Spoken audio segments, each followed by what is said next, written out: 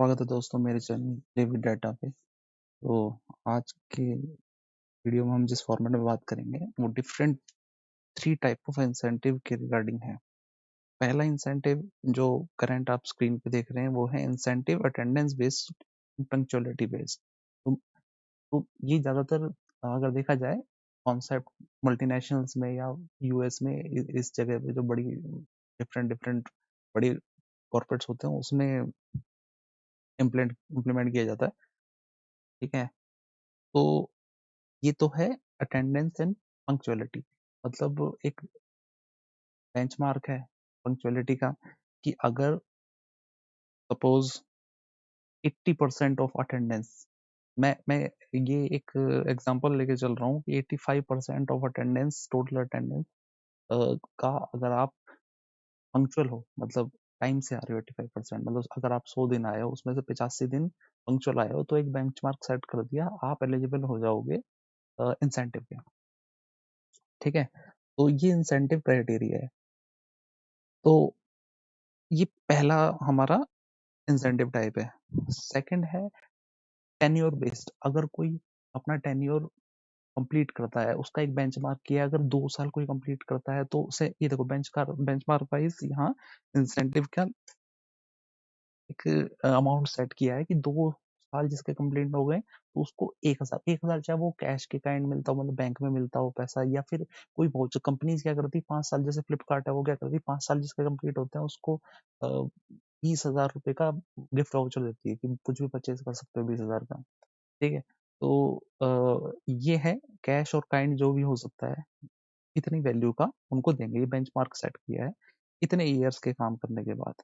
तो second criteria ये है incentive, second type of incentive. और उसके बाद अपना आता है तीसरा रेफरल इंसेंटिव।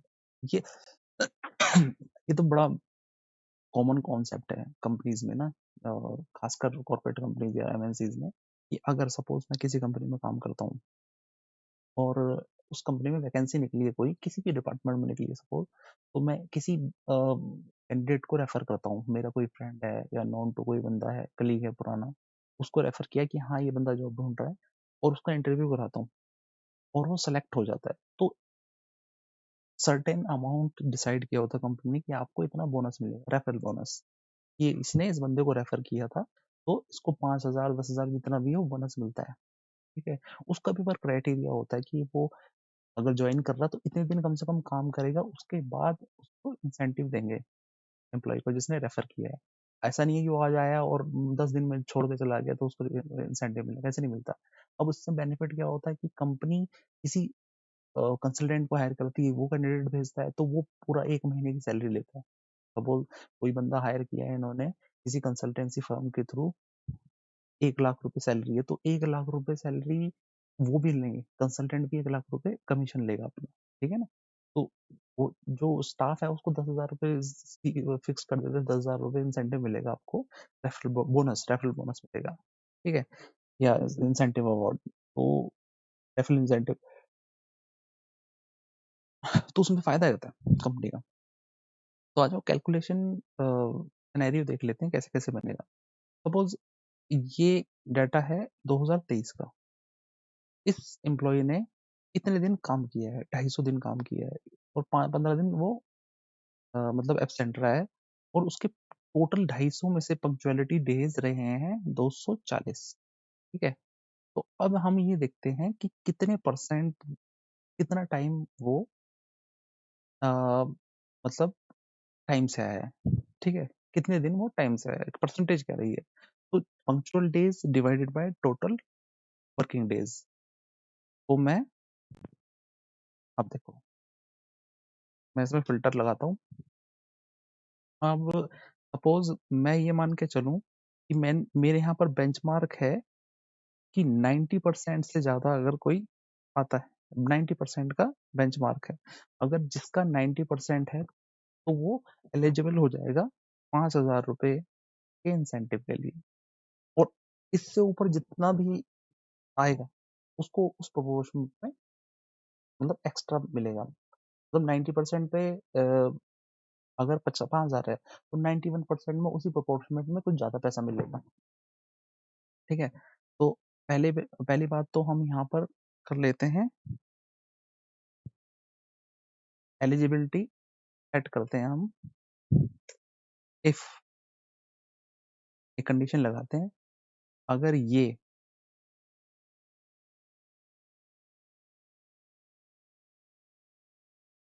बड़ा है 89% से, बड़ा या फिर बराबर है 90%, 90,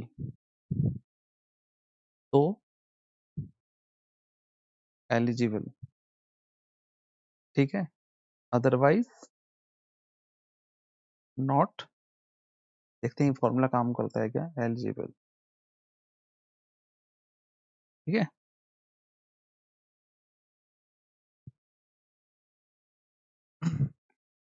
तो फॉर्मूले को ठीक कर देता हूँ मैं, ठीक है। अब यहाँ पर मैंने एलिजिबिलिटी का, अगर ये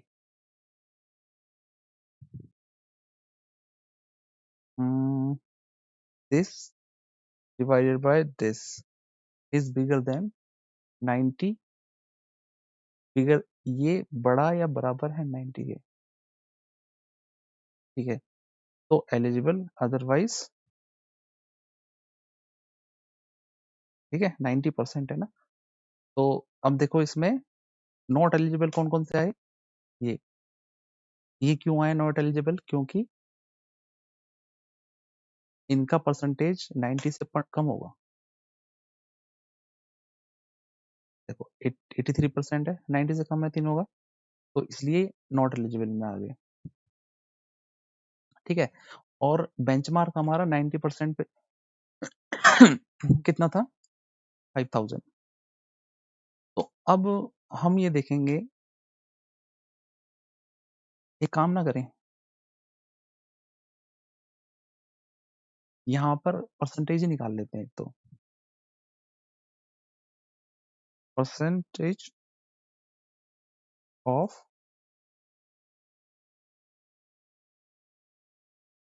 पंक्चुअलिटी,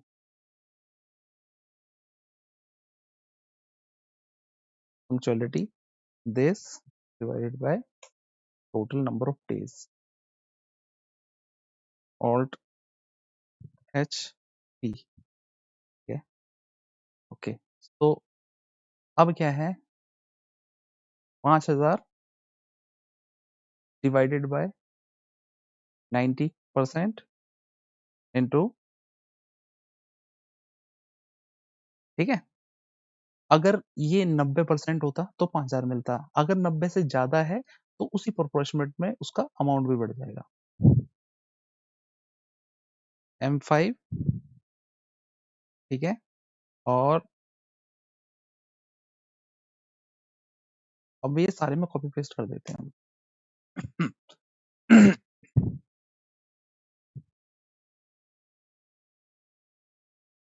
अब इसमें क्या करना है अपन को, नॉट एलिजिबल अगर है तो उसको हटा देना है हमें,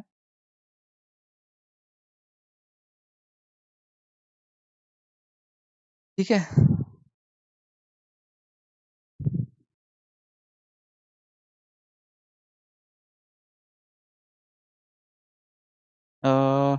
ओके ओके ओके ओके, अब नेक्स्ट वाले पे आते हैं हम। अच्छा, तो इसमें थोड़ा सा ना मैंने फॉर्मूला, मेरे को थोड़ा डाटा से गलत लग रहा था कि फॉर्मूला मैंने शायद गलत लगाया है, ठीक है। तो 5000 का वो हम पहले डिवाइड करेंगे बेंचमार्क से, और फिर मल्टीप्लाई करेंगे actual punctuality,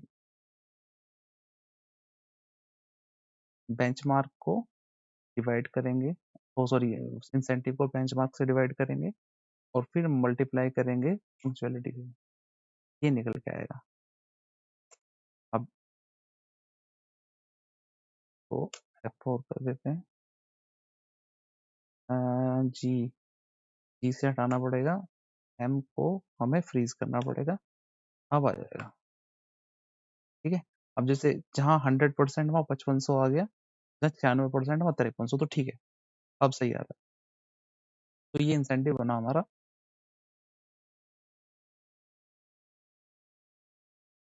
incentive on the basis of punctuality and attendance.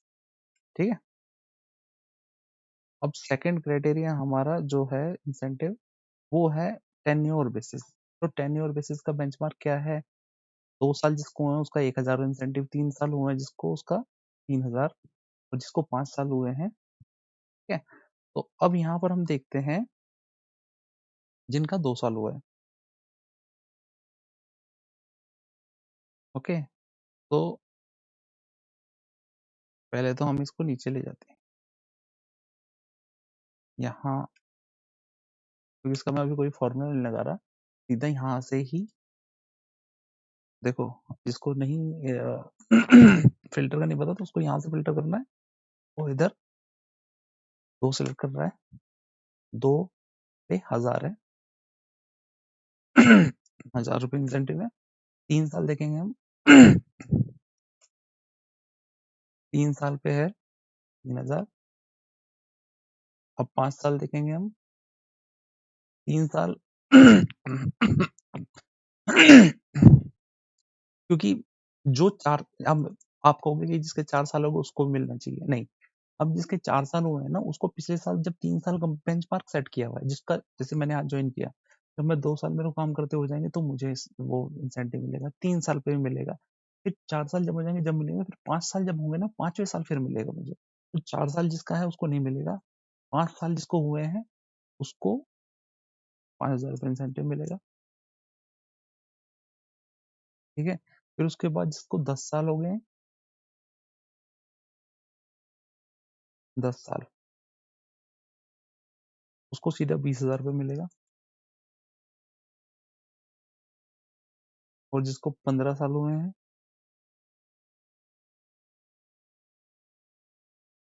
तो ये इसको 16 साल हुए हैं, ठीक है। ये मान के चलो 15 साल थे इसके, ठीक है। वैसे तो अगर 16 है तो पिछले साल इसको मिल गया होगा, तो मैं 15 मान के चल रहा हूँ फिलहाल। तो इसके 15 साल हुए हैं तो इसको 50,000 इंसेंटिव मिलेगा।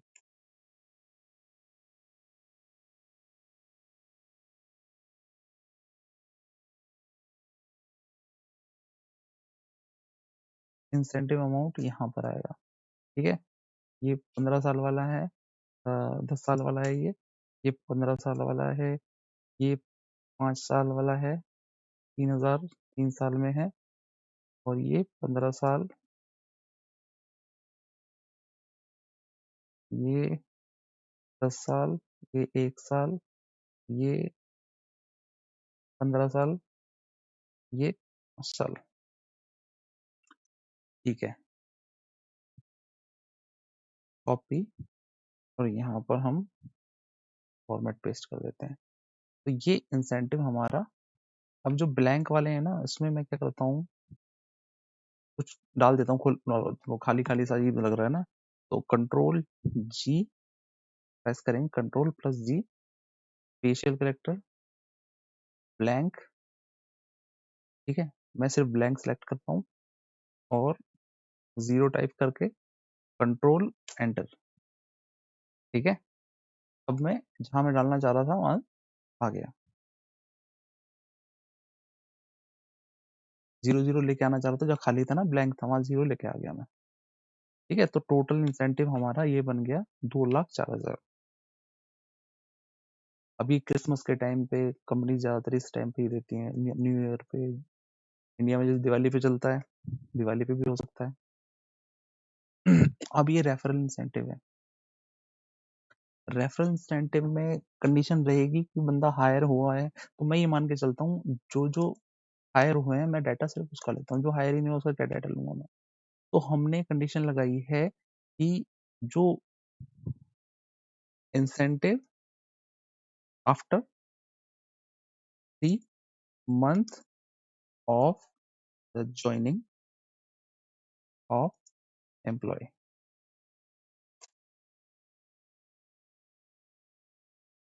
तो कॉपी पेस्ट करता हूँ, दोबारा लिखता हूँ उसको, incentive would be release, incentive release किया जाएगा एम्प्लॉय के ज्वाइनिंग के 3 महीने बाद, ठीक है। अब उसकी कैलकुलेशन करते हैं, आज की डेट क्या है, तो मैं डेट लगाता हूँ आज की, टुडे का फॉर्मूला लगेंगे, टुडे ब्रैकेट स्टार्ट करो और क्लोज कर दो, ये टुडे का फॉर्मूला है। इसका मतलब जैसे ही मैं फॉर्मूला लगाऊंगा तो आज की डेट शो करेगा यहाँ। ठीक है, इसने आज की 6 नवंबर 2023।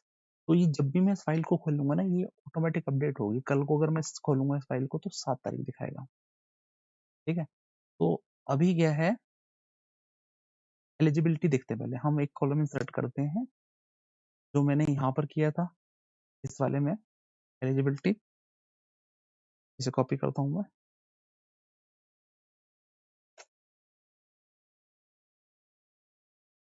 एलिजिबिलिटी। तो सबसे पहले देखना है ये माइनस, एक मिनट, इसको पहले डेट फॉर्मेट में ले आता हूँ मैं,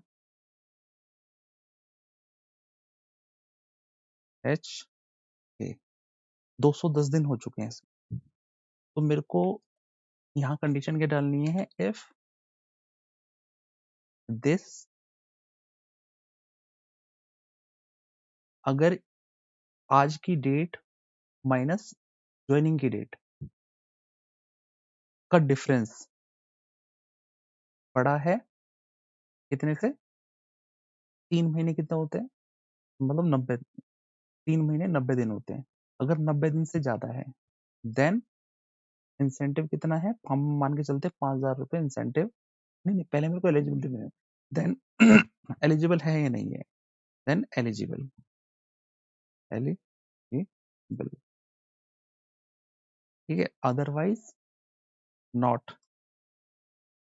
एलिजिबल। ठीक है,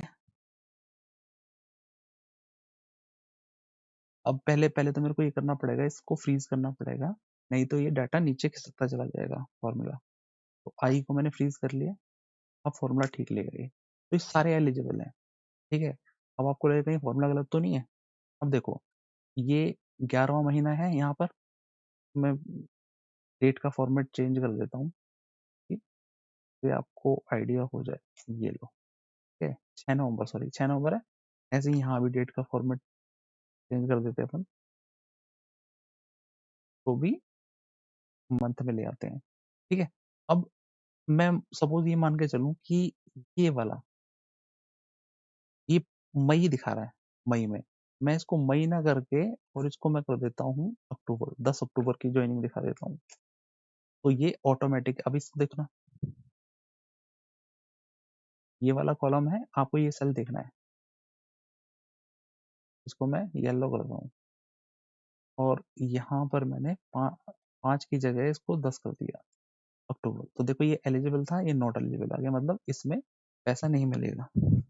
अब यहाँ पर हम एक फॉर्मूला लगाते हैं, इफ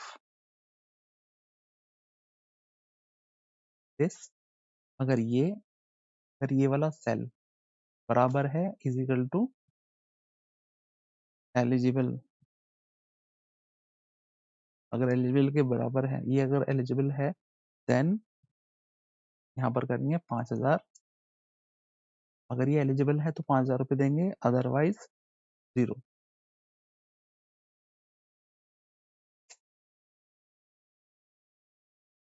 अगर G3 is equal to eligible, ठीक है, तो सबको 5,000 मिल जाएंगे। और जैसे मैंने कहा, अगर मैं इसको 11 कर दूं या फिर मैं 10 कर दूं या फिर 9 ही कर दूं, चलो 9 कर दिया मैंने, तो इसके इंसेंटिव 0 हो जाएगा, क्योंकि एलिजिबल नहीं है। एलिजिबल क्यों नहीं है, क्योंकि मैं फॉर्मूला इसको कॉपी पेस्ट करके दिखाता हूँ आपको, तब आपको समझ आएगा। क्योंकि इसको ज्वाइन किए हुए अभी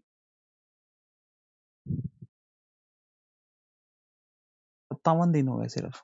ठीक है, इसलिए ये एलिजिबल नहीं है। जैसे ही 3 महीने कंप्लीट होंगे ज्वाइन किए हुए, 90 दिन होंगे, ऑटोमेटिक वो एलिजिबल हो जाएगा। ठीक है, इससे पहले जो डाटा था उसके हिसाब से ही एलिजिबल था। तो टोटल इंसेंटिव जो बनता था वो 5700। इंसर्ट करते हैं अपन, यहाँ पर करेंगे हम इंसेंटिव टाइप। ठीक है, पहला इंसेंटिव हमारा है incentive and punctuality, incentive attendance and punctuality, ये ठीक है। और इसका अमाउंट कितना है हमारा,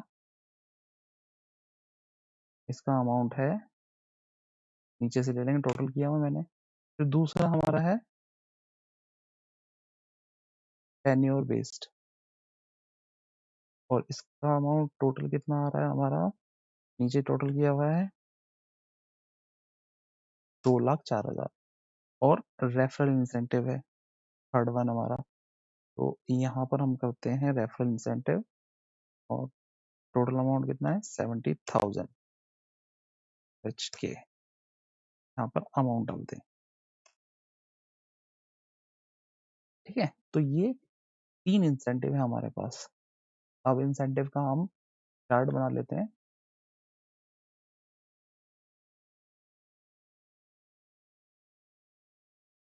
इंसेंटिव,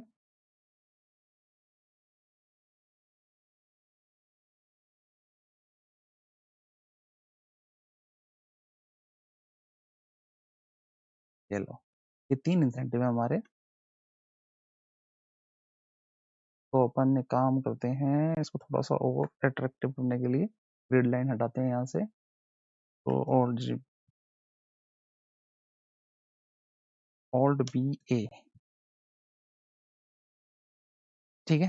तो होपफुली इस समझ आई होगी आपको, अच्छी लगी हुई वीडियो, प्लीज चैनल सब्सक्राइब जरूर करिए, और वीडियो को लाइक कीजिए और शेयर जरूर करो। और अगर इस डाटा का अगर लिंक चाहिए आपको, तो वो मैं नीचे